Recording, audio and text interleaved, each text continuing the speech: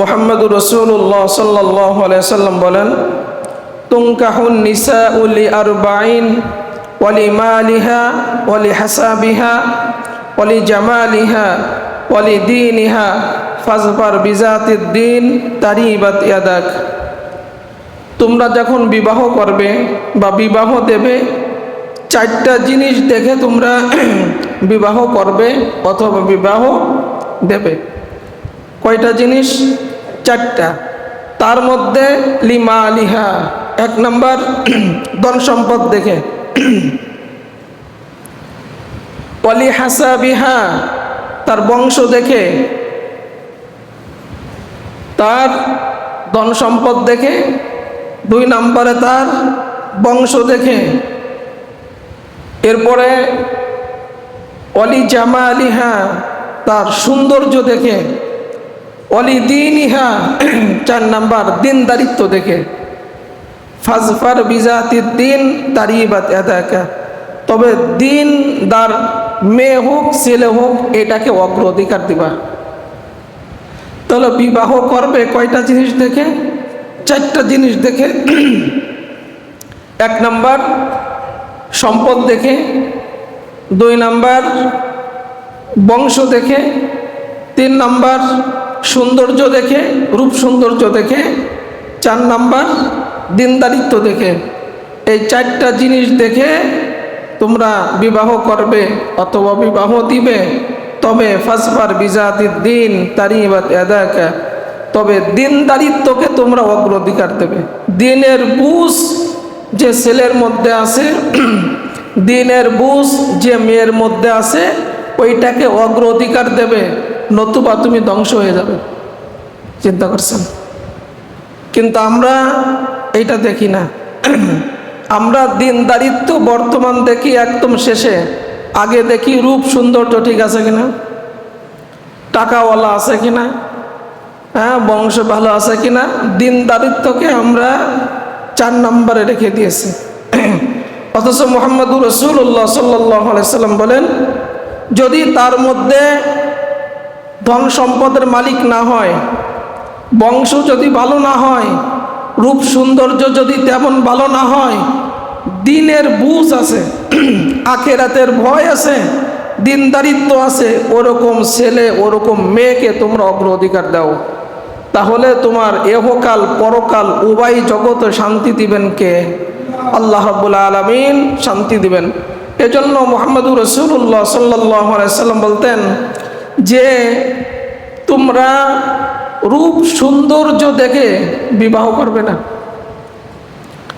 যদি তার মধ্যে দিনের বুঝ না থাকে। কথাটা বোঝেন? শুধু রূপ সৌন্দর্যের পাগল হয়ে বিবাহ করবে না যদি দিনের বুঝ না থাকে। দিনের বুঝ থাকলে আলহামদুলিল্লাহ, যদি দিনের বুঝ না থাকে, শুধু রূপ সৌন্দর্য দেখে তার প্রতি মুগ্ধ হয়ে বিবাহ করবে না, তাহলে তুমি ধ্বংস হয়ে যাবে। কারণ রূপ সৌন্দর্য দেখে যখন তুমি বিবাহ করবে, তার মধ্যে যদি দিনের সঠিক বুঝ না থাকে, বিভিন্ন জায়গায় অপকর্মে সে জড়িত হবে। তার রূপের ঝলক দিয়া আপনার এহকাল পরকাল দুটোটাই নষ্ট করবে। দিনের বুঝ তো নাই। সকালবেলা ঘুম থেকে উঠবে 8টা-9টার সময়, অথচ আল্লাহ রাব্বুল আলামিন সকালবেলায় আপনার সংসারের মধ্যে, পরিবারের মধ্যে বরকত রাখেন। নবীজি মুহাম্মদুর রাসূলুল্লাহ সাল্লাল্লাহু আলাইহি ওয়াসাল্লাম দোয়া করছেন, আল্লাহুম্মা বারিক লি উম্মতি ফি বুকুরিহা, আল্লাহ আমার উম্মতকে আপনি সকালবেলা বরকত দিবেন। এখন যে পরিবারের স্ত্রী ঘুম থেকে ওঠে 8টায় 9টায়, ফজরের নামাজ নাই, তাহলে সকালবেলা বরকত ওইটা নিতে পারলো না, ওই সংসার নিতে পারলো না। এই জন্য ইনকামের মধ্যে বরকত নাই, পরিবারের মধ্যে শান্তি নাই, বিভিন্ন সমস্যা। এই জন্য মুহাম্মদুর রাসূলুল্লাহ সাল্লাল্লাহু আলাইহি ওয়াসাল্লাম নিষেধ করছেন যে শুধু রূপ সৌন্দর্যের প্রতি মুগ্ধ হয়ে বিবাহ করবে না, যদি দিনের বুঝ তার মধ্যে না থাকে। এহকালও ধ্বংস করবে, পরকালও ধ্বংস করবে। তার রূপের সৌন্দর্য আরো বৃদ্ধি করার জন্য আপনার কাছে সারা জীবন শুধু চাইতেই থাকবে, শাড়ি কাপড় সাজা কুজার জিনিস দিতে দিতে আপনার জীবন শেষ। কারণ দিনের বুঝ তো নাই। দিনের বুঝ যদি তার মধ্যে থাকতো, সে বলতো দুনিয়াতে আমার সাজগোজ কম হবে, জান্নাতে আল্লাহ আমাকে সাজাবে। দুনিয়াতে স্বর্ণরূপা বা স্বর্ণ অলংকার আমি কম ব্যবহার করব, আল্লাহ রাব্বুল আলামিন জান্নাতি অলংকার আমাকে দিয়ে দিবেন। কিন্তু এই দিনের বুঝ যদি না থাকে, তখন বলবে অমুকরে 4 গাছ দিছে, আমাকে একটা দিলা কেন? দিনের বুঝ না থাকলে এই সমস্যা। এজন্য মুহাম্মদুর রাসূলুল্লাহ সাল্লাল্লাহু আলাইহি সাল্লাম বলেন, যদি নাক চ্যাপ্টা বিশিষ্ট হয়, কুৎসিত কালো হয়, কিন্তু সে যদি দিনদার মেয়ে হয়, তাহলে ওইটাকে তুমি অগ্র অধিকার দাও। আল্লাহ রাব্বুল আলামিন এহকাল পরকাল দুইটাই রব্বুল আলামিন তোমাকে সুখময় করে দিবেন। কারণ ওই স্ত্রী যখন আপনার ঘরে আসবে, আল্লাহ রাব্বুল আলামিন রহমত আর বরকত ভরপুর করে দিবেন।